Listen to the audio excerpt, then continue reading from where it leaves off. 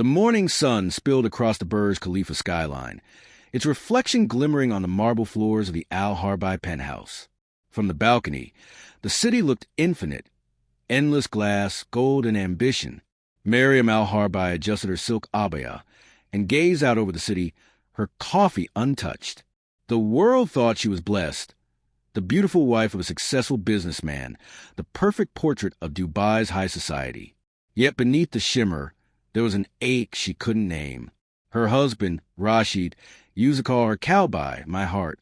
Now, he called her Miriam, the way people address their accountant or driver. Their conversations had become brief, practical, devoid of warmth. She'd tell herself he was just busy, that work was consuming him. But lately, his phone stayed face down, and his smile vanished when she entered the room. That morning, the doorbell rang. The new maid had arrived.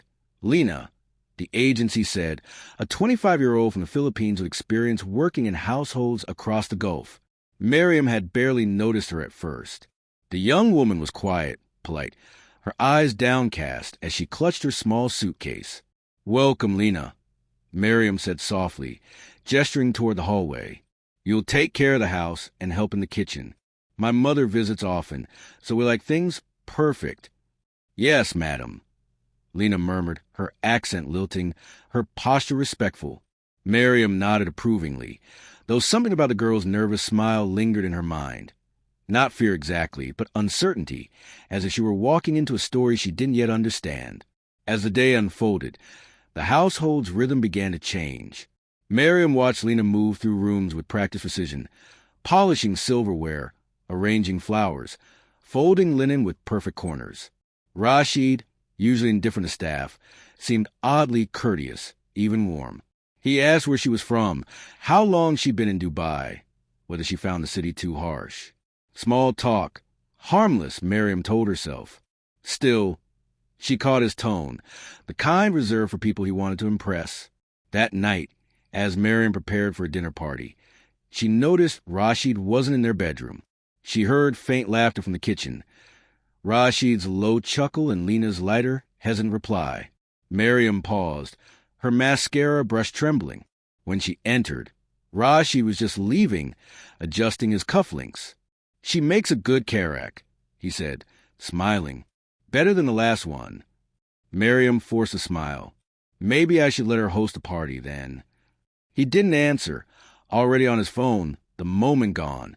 Later, surrounded by glittering guests and champagne laughter, Miriam played her role, elegant, poised, unbothered. Rashid moved easily among the men, telling stories of business deals and travel.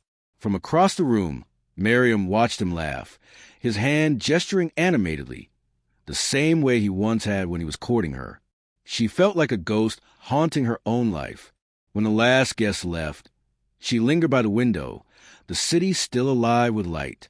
Rashid disappeared into his study. Down the hall, she heard the faint clatter of dishes, Lena cleaning late. "Go rest," Miriam called. "Yes, madam," Lena answered softly, her voice carrying a tired politeness. Miriam turned off the lights, but her mind wouldn't rest.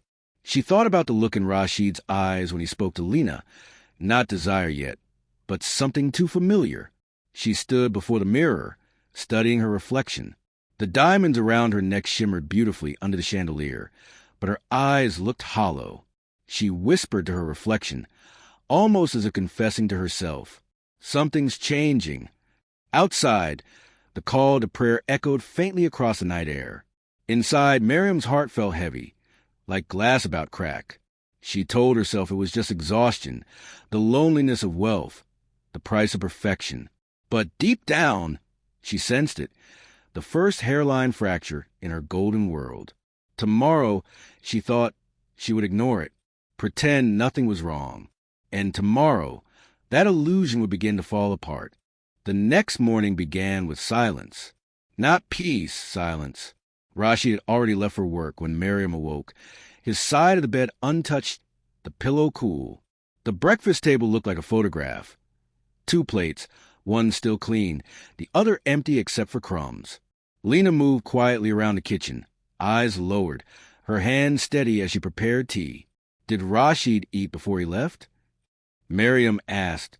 Lena hesitated. Yes, madam. Just coffee. He said he had an early meeting.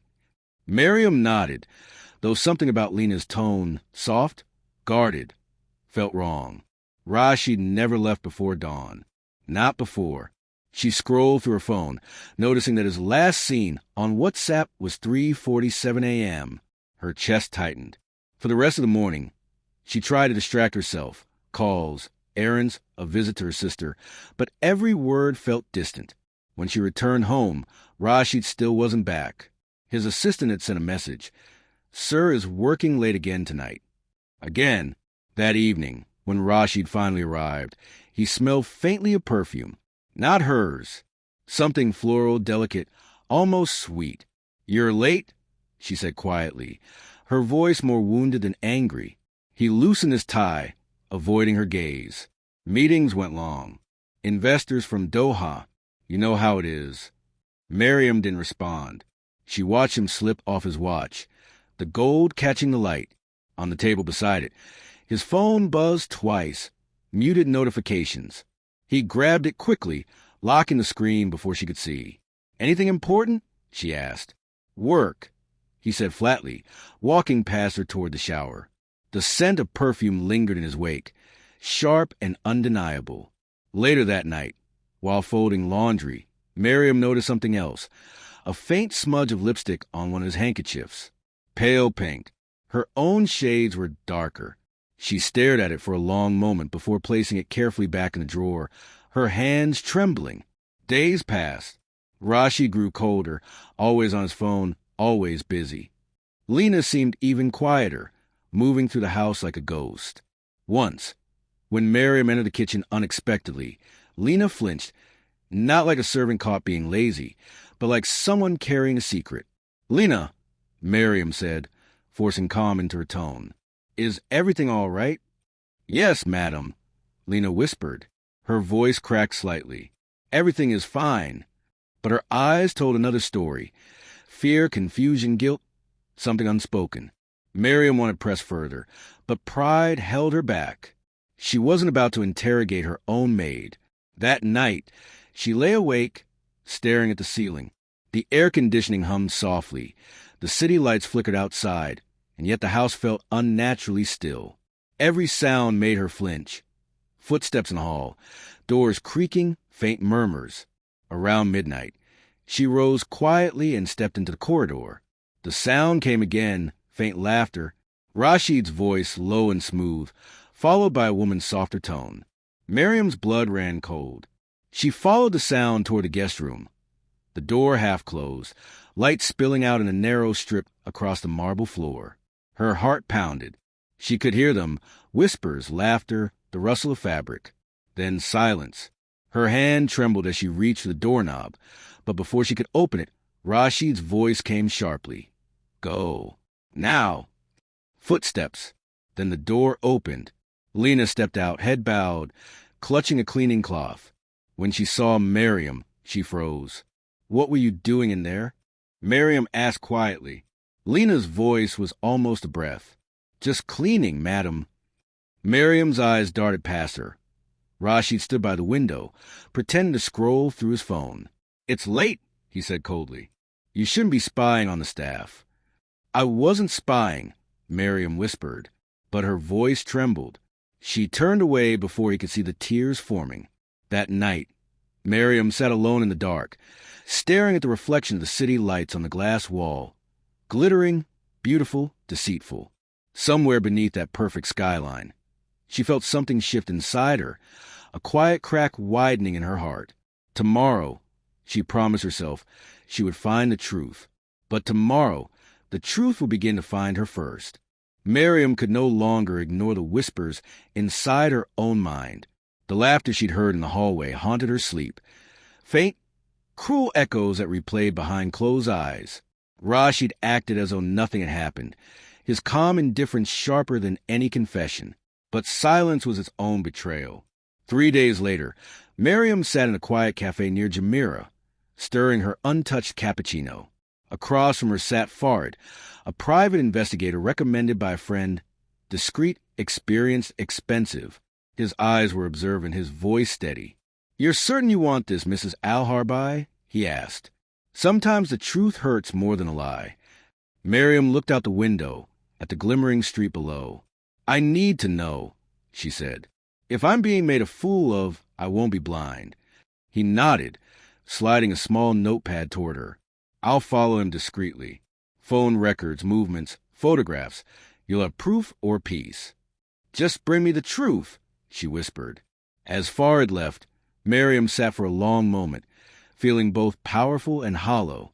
Hiring him felt like crossing a line, a quiet declaration that her marriage was no longer built on trust, but surveillance. That night, Rashid came home late again. She watched him from across the room, his loosened tie, his tired smile that didn't reach his eyes. "Long day?" she asked, pretending to read a magazine. "The longest," he muttered. "Meetings, calls, you know how it is." Her gaze followed him as he entered the shower, her expression unreadable.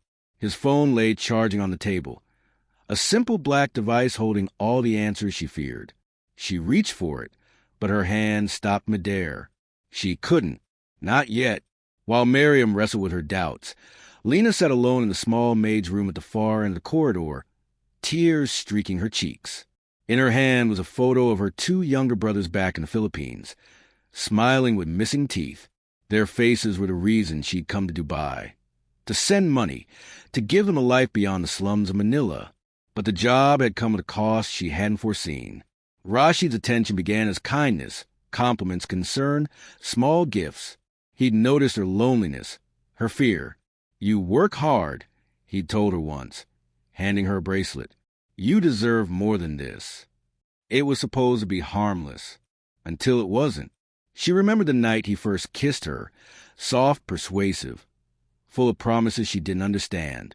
She wanted to resist, but his power was absolute. In this world, saying no could mean losing everything. And slowly, what began as coercion turned into confusion. Somewhere between guilt and need, she started to care for him. Now, every glance at Miriam filled her with shame. Every lie she told made her heart ache. "God, forgive me," she whispered into her pillow.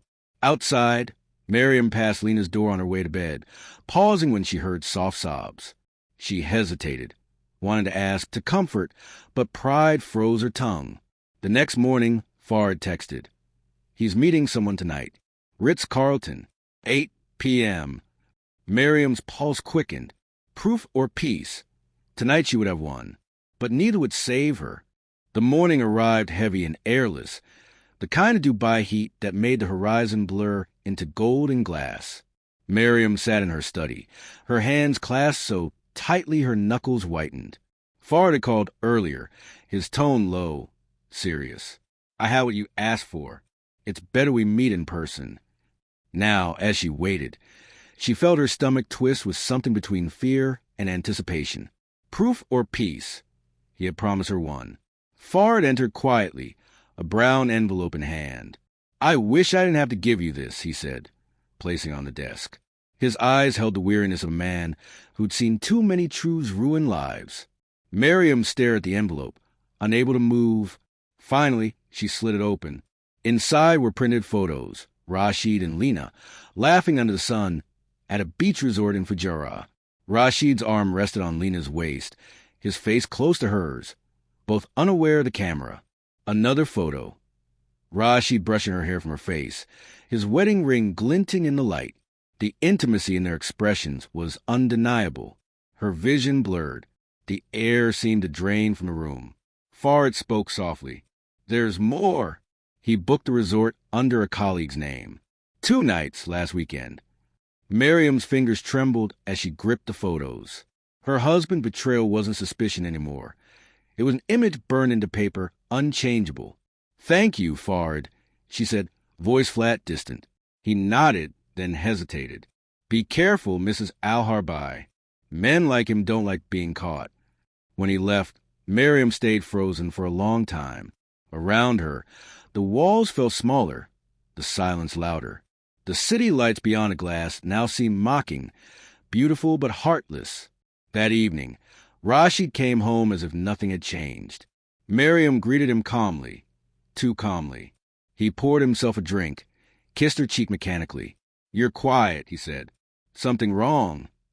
She set the photographs on the table between them. "Explain this." The shift in his face was subtle but real. A flash of panic quickly buried beneath practiced composure. He picked up a photo, studied it like a stranger, and then let out a short laugh. "Really, Miriam? You think these are real? Someone's trying to poison you against me." "Don't," she whispered. "Don't insult me with lies." "They are lies," he insisted. "Do you think I'd risk everything for a maid? She's beneath me, beneath us. Someone's manipulating those pictures. Probably her for money." Her voice cracked. "I know my husband's hands. His eyes. His touch. Don't tell me what I see isn't real." Rashid's expression hardened. "You're becoming paranoid, Miriam. You've always been emotional, but this..." He gestured to photos. "This is madness. You should talk to someone before this obsession ruins us both." Tears welled, but anger burned hotter. "Obsession?" she repeated, her tone icy. "You betray me and call me unstable?" He slammed his glass onto the table, shards scattering. "Enough. If you keep this up, you'll destroy our home." Then he walked out, leaving her in silence, glass glittering at her feet. That night, Miriam sat in the dark, her pulse racing. Every word he'd said echoed like poison. She replayed their conversation in her mind, every deflection, every calculated phrase. That's when the idea struck her. If he could twist her truth, she would record his. She retrieved a small voice recorder from her drawer, a gift Rashid had once given her for dictating notes. Now it would serve another purpose. She hid it in the living room cabinet, near where they often argued, another in his study, disguised among his books. Days passed. Rashid acted normal again. Flowers, smiles, shallow apologies, all for show.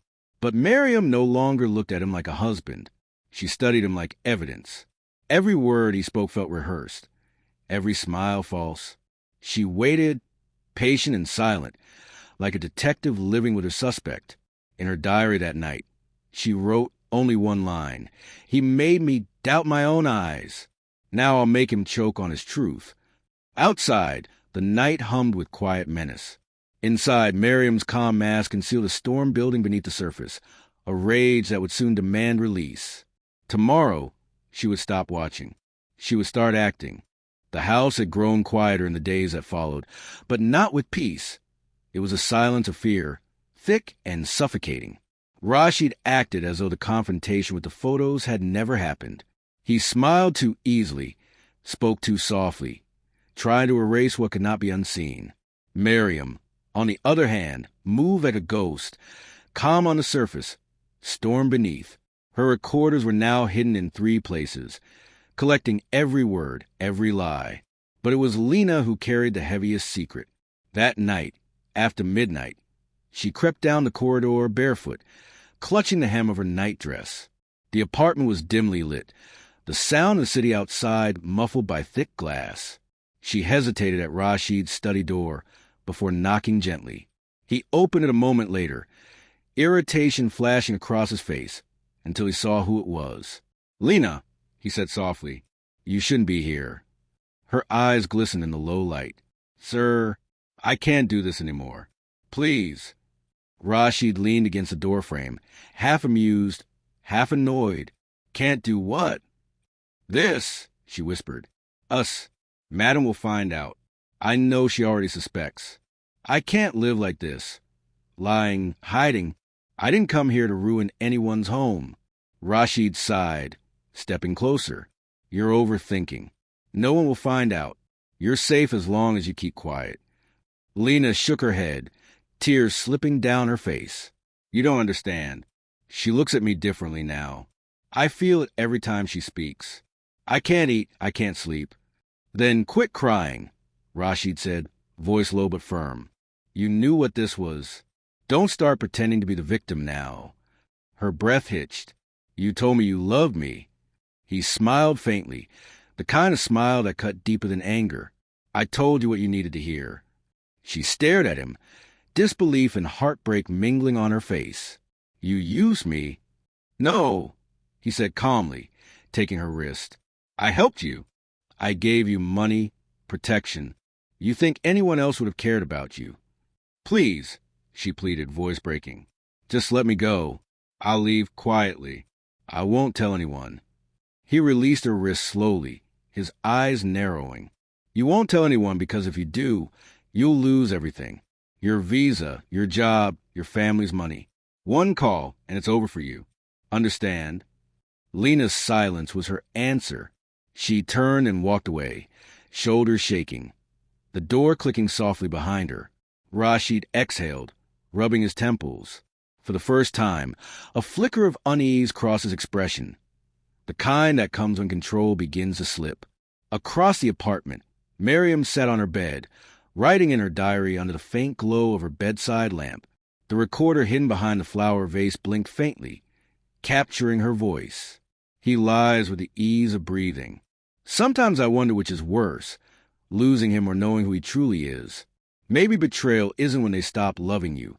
Maybe it's when you stop recognizing yourself. She paused, looking at her reflection in the mirror, calm, composed, unrecognizable. From the hallway came the sound of quiet sobs. Miriam froze, listening. It was Lena, crying softly in her room. For a moment, pity flickered through her, then faded into bitterness. They deserve each other, she told herself.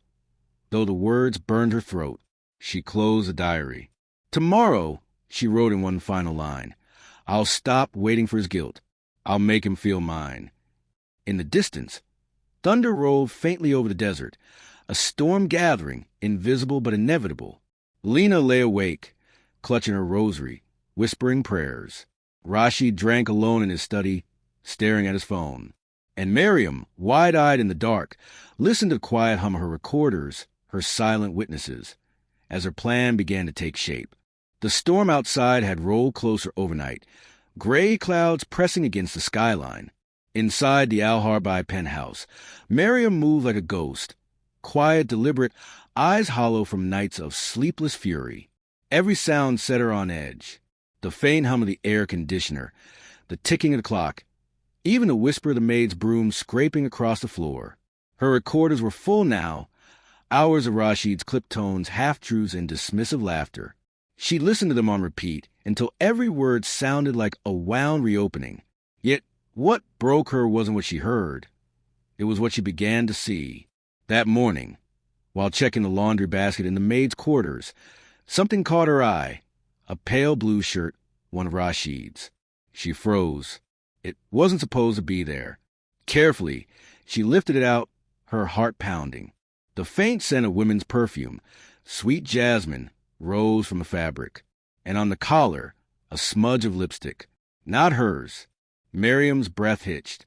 For a long moment, she simply stared at it, the proof glowing like an ember in her hand. Then something inside her snapped. Quiet, irreversible. She walked to the living room, holding the shirt like evidence of a crime. Lena! The name echoed through the apartment. Lena appeared moments later, startled, her eyes wide. Yes, madam? Miriam's voice trembled, caught between rage and heartbreak. Whose is this? Lena's gaze dropped instantly. Sirs, madam, I didn't ask whose shirt. I asked whose lipstick this is.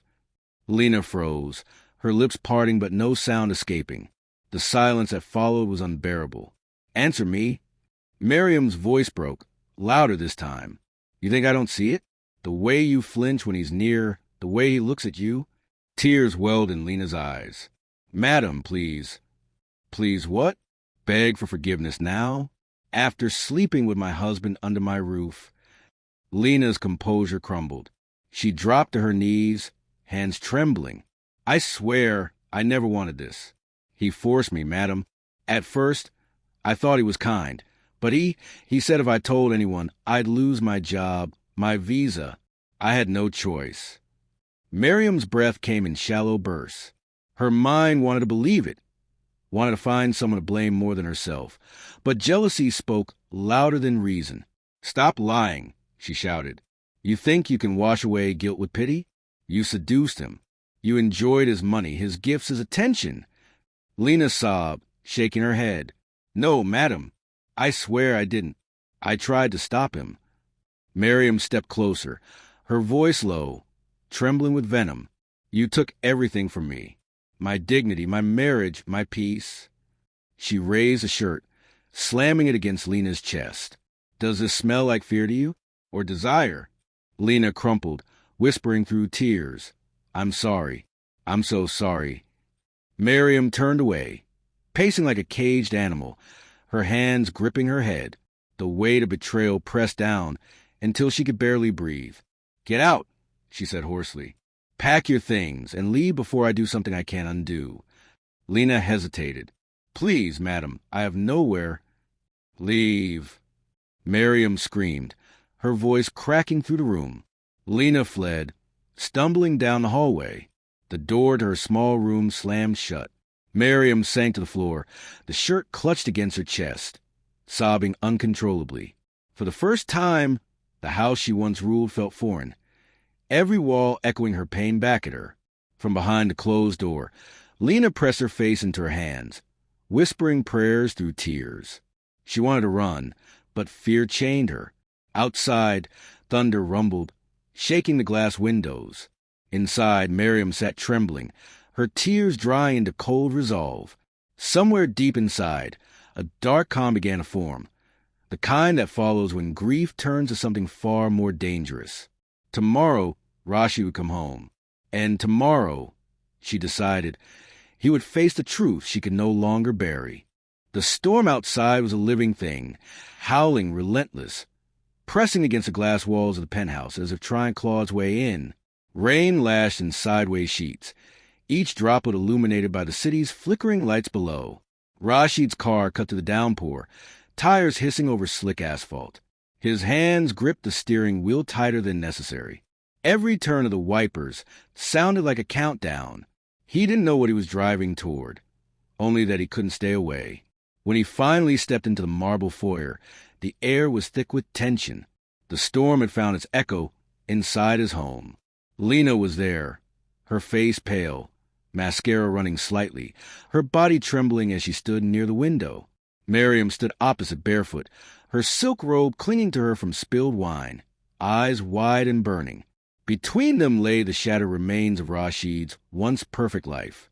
Miriam spoke first. Her voice was low, sharp and unsteady. So it's true, she said. All the lies, all the late nights. You brought her here, into our home. Rashid froze. He had rehearsed this moment 1,000 times in his head, but not like this. Not with the storm outside roaring like judgment. Not with Lena standing there, fragile and terrified. Miriam, please, he began, stepping forward, palms raised. Let's talk. Not like this. But Miriam was past reason. Talk, she spat. You've been talking with her for months. You think I didn't see the messages? The phone calls? You think I'm blind? Lena flinched, taking a small step back. I never wanted this, she whispered. I told him to tell you. Don't you dare speak, Miriam snapped, her voice breaking. You ruined everything. You! Her hand flew before she could stop it. The slap cracked through the room like thunder. Lena stumbled, clutching her cheek. Rashid rushed forward. Enough, he shouted. Stop this. But Miriam turned her fury on him now, pounding his chest with her fists. You lied to me. You made me into a fool. He grabbed her wrists, trying to steady her, but the force of her grief made her almost inhuman. She twisted, struggling free. In the corner, a crystal vase, Miriam's wedding gift from her mother, glimmered faintly in the lightning's flash. Rashid saw the motion too late. Miriam seized it, hurling it toward the wall. But Lena had moved. The vase shattered against the floor, shards exploding outward like glass rain. One jagged piece cut across Lena's arm. She gasped, stumbling back, her heel catching on the rug. For a frozen heartbeat, everything slowed. Rashid saw her fall, saw her head strike the edge of the marble step. The sound was soft, almost delicate. Then came silence. Miriam froze, her fury dissolving into horror. Rashid dropped to his knees beside Lena, his hand shaking as he turned her over. Her eyes were open but unfocused, her lips parted slightly. a thin trickle of blood winding down her temple. "Lena," he whispered. "Stay with me, please." But she didn't move. The storm's rumble filled the room again, drowning out everything else. Miriam's hands were trembling uncontrollably. She backed away, staring at the blood spreading beneath Lena's hair. What did I do?" she whispered. Rashid looked up at her. No words, no blame, just a hollow, empty shock. For a long moment, they just stared at each other. Two people who had loved, lied, and lost everything in one heartbeat. Lightning flashed again, flooding the room in white. The city outside went on as if nothing had happened. Miriam sank to the floor, her voice breaking into sobs. Rashid sat frozen, one hand still pressed to Lena's cooling cheek. The storm screamed louder, wind rattling the windows, but inside there was only silence. When the thunder finally rolled away, Rashid stood, his face pale, his shirt stained red. He turned toward the window, the skyline reflected in his empty eyes. Somewhere in that reflection, a decision began to take shape, one that would haunt him long after the night was over. And as the rain washed the blood from the marble, the city outside remained indifferent, its light still burning, unaware that inside, something irrevocable had shattered. The silence had begun. Chapter 8, the cleanup. Word count, 550. The silence after the storm was unbearable. The thunder had passed, leaving behind only the softness of rain against the windows and the dull, rhythmic drip of blood onto marble. Rashid stood frozen, staring down at Lena's still form. His mind was blank, a white noise of disbelief. "Miriam," his voice cracked, barely audible. "We have to call someone. The police. The ambulance." Miriam shook her head violently, tears streaking her face. No, Rashid, we can't. You don't understand." He looked at her, confusion and horror blending into something hollow. "She's dead, Miriam. We can't just pretend this didn't happen." Her trembling hand clutched his arm. "If we call them, they'll say I killed her. You think anyone will believe it was an accident? You're a man with power. Rashid, I'm the jealous wife, the hysterical woman. They'll destroy me." Rashid opened his mouth, but no words came. The truth hung in the air, suffocating. The blood on his hands had already begun to dry, turning a dark brown against his skin. Miriam's voice grew firmer, steadier, a terrifying calm. "Listen to me. We have one chance. We make it look like she left, like she couldn't handle the guilt. You said she wanted to go away, right? We use that." He stared at her, seeing a stranger where his wife once stood. "You're talking about hiding her body," he said flatly. "I'm talking about surviving," Miriam whispered. "For both of us." The storm's echo filled the silence between them. Rashid's gaze drifted back to Lena. Her hair fanned out across the marble, almost peaceful. A smear of red curved beneath her like a shadow that wouldn't fade. He swallowed hard. "Help me move her." They wrapped her in a white sheet, the one from their own bed. Rashid lifted her gently, his arms trembling from the weight of guilt more than the weight of her body. Miriam led the way down the narrow hall toward the back of the penthouse, where a small storage room stood, used for forgotten boxes and things they never spoke about. The door creaked open. The air inside was stale, thick with dust and old paint. Rashid laid Lena down carefully, unable to look at her face. Miriam knelt beside him, her breathing sharp and fast. "We'll clean everything," she murmured. "No one can know she was here tonight." Hours blurred into each other. Rashid scrubbed the floor until his hands blistered. Miriam gathered the shattered glass, the stained rug, the vase fragments, sealing them away in a black trash bag. The smell of bleach filled the air, sharp and artificial. When it was done, the room looked normal again. Too normal. The perfection of the penthouse mocked them now, sterile and hollow. Rashid stood by the window, staring at the city below, every light a silent witness. "What do we tell people?" he asked quietly. "That she left," Miriam said without hesitation. "She packed her things, disappeared. No one will question it. Not at first." He turned to her slowly. "And when they do?" Miriam's expression hardened. "Then we stick to the story. We live like nothing happened." The clock ticked past 3 a.m. The storm had ended, but the air was heavier than ever. Rashid walked to the storage room door, closing it gently, almost tenderly, before locking it. Behind that door, the truth waited in silence. Miriam reached for his hand, and for a moment they stood together, not as husband and wife, but as accomplices bound by fear. Outside, the first faint light of dawn began to rise over Dubai, casting pale shadows through the glass. It looked like morning, but it felt nothing like it, because something in them had died with Lena, and something far darker had just begun. The sun over Dubai was merciless, washing the city in gold and glare. Days had passed since that night, but for Rashid and Miriam, time had dissolved into something fragile and hollow. The penthouse gleamed again, floors spotless, walls silent. Yet beneath the pristine surface, rot had already begun. Miriam played her role to perfection. She smiled at brunches, attended charity meetings, and even posted pictures of orchids on her social media with captions about new beginnings. But in private, her hands trembled when she held a cup. Her eyes were ringed with sleeplessness. Her smile stretched too thin. Every sound, a knock, a phone vibration, the hum of the elevator, made her flinch. Rashid, meanwhile, had stopped sleeping altogether. He spent his nights on the balcony, staring at the city's lights, feeling them close and like silent witnesses. He told himself it would pass, that people would stop asking questions. But they didn't. The first message came 3 days later, from Lena's sister, Isabel Cruz. "Mr. Rashid, this is Isabel. Lena hasn't called in over a week. She always messages me. Please, do you know where she is?"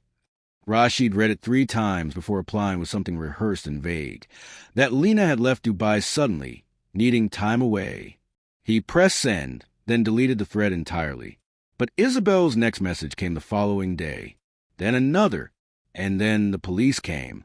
It started as a polite visit. 2 officers, 1 male, 1 female, standing in the sleek marble lobby of Rashid's building. They introduced themselves as part of an informal welfare check. Rashid managed a calm smile, his voice steady as he said, "Yes, Lena was a friend. I believe she left for the Philippines. We haven't spoken since." The officers nodded, taking notes, but their eyes lingered, scanning the too-perfect foyer, the faint trace of bleach that still clung to the air. When they left, Rashid stood motionless until the elevator doors closed. Only then did he exhale, the breath shaking from his lungs like confession. Later that evening, Miriam found him sitting in the dark, staring at the locked door of the storage room. "They're asking questions," he said. "Lena's sister. The police. It won't stop. It will," Miriam whispered, "if we stay calm." But calm was no longer possible. The city itself seemed to turn against them, the air heavier, the silence sharper. Even the servants sensed it. Rashid's driver avoided his eyes. The maid crossed herself when she thought no one was watching. At work, the tension deepened. Rashid's business partner, Khalid, cornered him after a meeting. "You look terrible," Khalid said. "What's going on?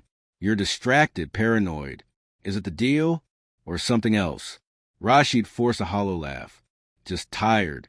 Too many late nights." Khalid studied him for a moment longer before nodding slowly, but the doubt lingered in his eyes.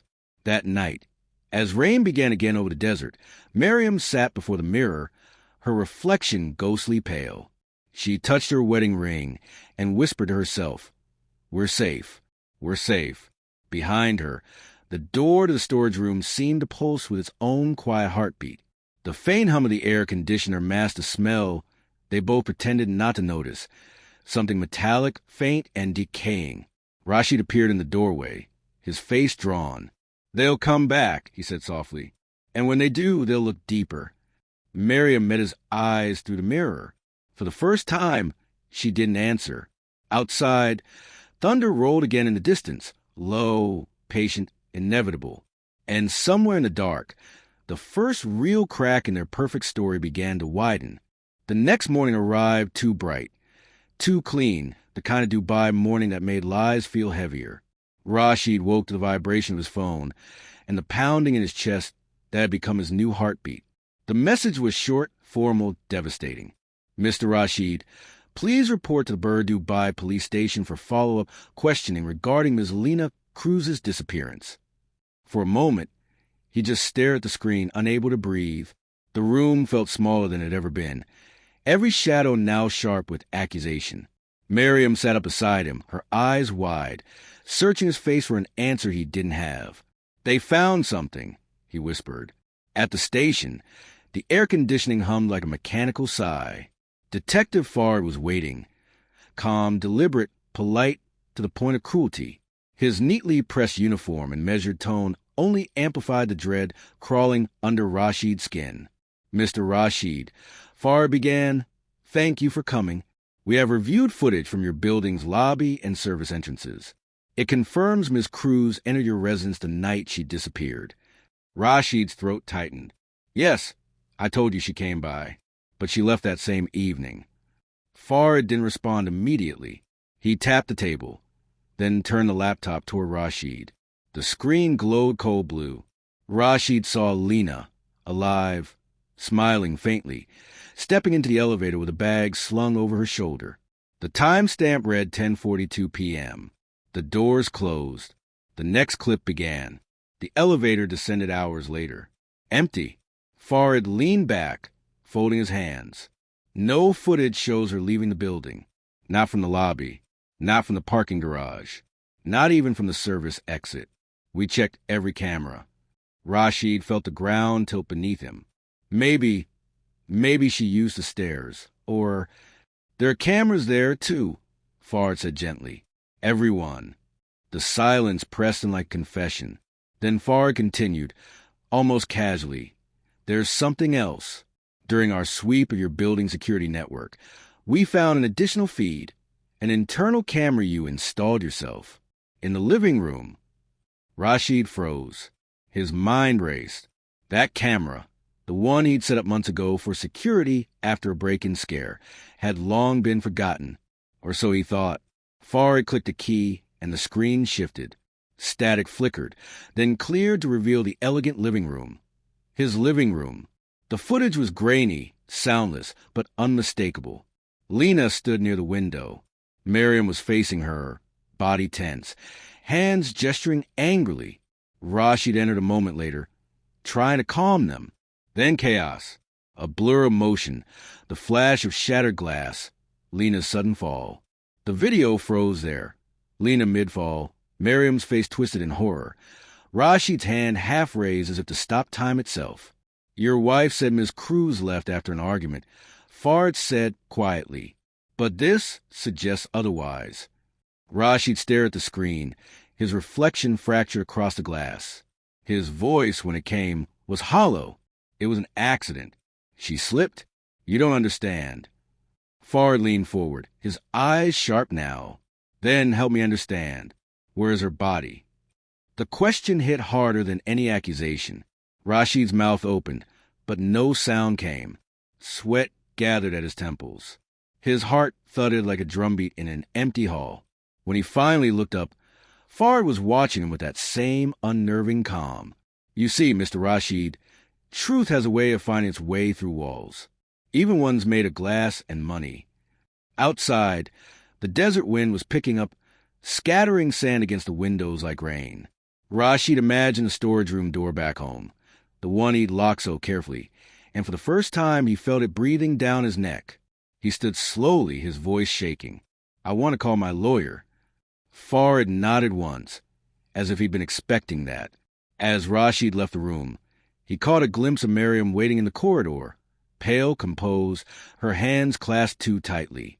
Their eyes met briefly, and in that glance, he saw what neither dared say aloud. The cover was gone, and behind it, the truth was waiting, patient, inevitable, alive. By the time Rashid returned home from the police station, the sky above Dubai had turned the color of ash.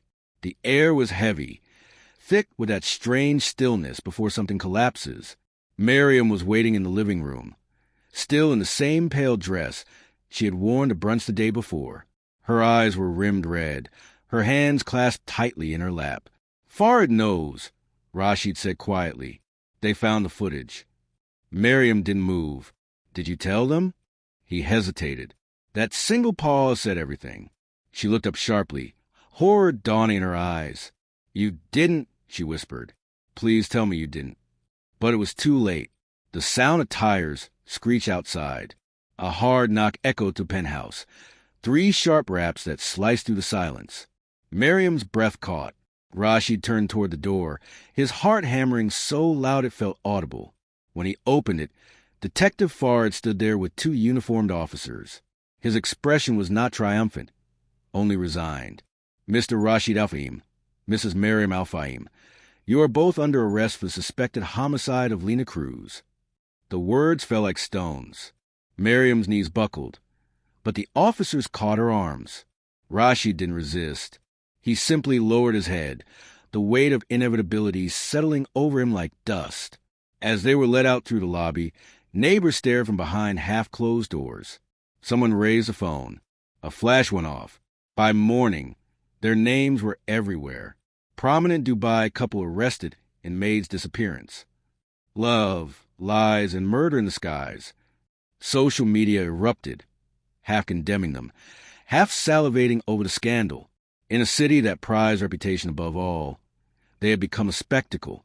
At the station, the interrogation rooms were small, windowless, and cold.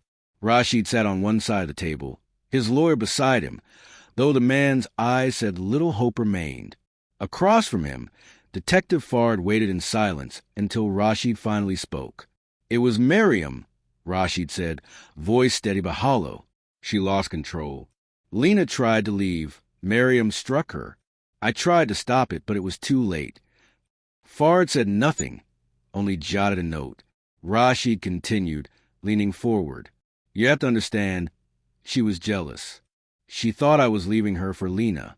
I didn't want this, any of it." Fard looked up slowly. "So you hid the body, cleaned the scene, lied to the police, all to protect the woman who killed her?" Rashid's jaw tightened. "I panicked." In the adjacent room, Miriam was breaking. Her voice trembled between sobs and silence. "It wasn't murder," she insisted. "I threw the vase, but I didn't mean to hit her. She fell. I tried to help, but Rashid said we had to hide it. He said no one would believe me." 2 confessions, 2 betrayals. By evening, the news channels replayed grainy clips of their arrest on a loop. Commentators debated guilt and morality. Religious leaders called it a tragedy of sin. The whispers in coffee shops and boardrooms turned vicious. In the holding cell, Rashid sat alone, staring at the wall. Across the corridor, Miriam was curled on a narrow bench, her face hidden in her hands. When the guard switched off the corridor lights, a single flickering bulb remained above Rashid's head. Its hum filled the silence like an accusation that wouldn't fade. He closed his eyes, hearing Miriam's quiet sobs echo through the concrete. Once, they had shared a life of glass and gold. Now, all they shared was ruin. And as the cell door clanged shut, Rashid knew the next dawn would not bring freedom, only judgment. The month that followed passed without shape or sound, like sand slipping through unseen fingers. Dubai's skyline glittered as it always had, indifferent to the ruin beneath its glow. The story that had once filled every screen, every whispering corridor, had faded, replaced by newer scandals, fresher sins. Only the desert remembered. In a women's prison on the city's outskirts, Miriam sat by a narrow window that framed a square sky. The light there was different, muted, distant, as if it too avoided touching her. She had stopped counting the days. Time was now measured in the slow rhythm of footsteps in the corridor, the clang of meal trays, and the restless murmurs of women who carried their ghosts beside them. Her cell was bare except for a thin cot, a prayer mat, and a small notebook, her diary. It was the only thing that still belonged to her. She wrote in it every evening when the desert wind howled against the walls, bringing with it the scent of dust and memory. "She looked so afraid," she wrote one night. "I can still see her eyes. Every time I close mine, she's there, not blaming me, just waiting for me to tell the truth." She paused, her pen trembling. Across the cell, the other inmates were silent, the kind of silence that came only after years of guilt. Miriam pressed her hand to her chest, as if to stop the ache that never left. Rashid's name had not been spoken in months. He had vanished from the world as thoroughly as Lena had. His company was dismantled, his fortune scattered, his reputation erased with quiet precision. No one claimed him. No one mourned him. His family withdrew from public life. The name Al-Fahim spoken only in hushed tones, a cautionary tale of pride and ruin. Rumor said he had been transferred to another facility, isolated for his own protection. Some said he had gone mad, others that he simply stopped speaking altogether. Miriam didn't know which was worse. Outside, the desert stretched endlessly, golden, cruel, and silent. Sometimes she imagined walking across it barefoot, the wind erasing her footprints as she went, until there was nothing left of her at all. Far away, across the sea, in a quiet street in Manila, a small candle flickered beside a framed photo of Lena Cruz. Her sister, Isabel, knelt before it, whispering prayers in the dim light. "Your story is not forgotten," she said softly. "Even if they never said your name again, I will." The flame trembled, casting shadows that danced across the wall, like echoes of something unfinished. Back in Dubai, Miriam closed her diary and set it beside her bed. She leaned her head against the wall and listened to the silence that filled everything now, vast, unending, heavy with truth. Outside her window, the desert shimmered beneath the moonlight, stretching toward forever. The wind rose, carrying whispers no one could hear, no one would ever answer. And in that stillness, in that unbroken silence, the story of 3 lives lay buried like footprints beneath the sand, fading slowly into nothing,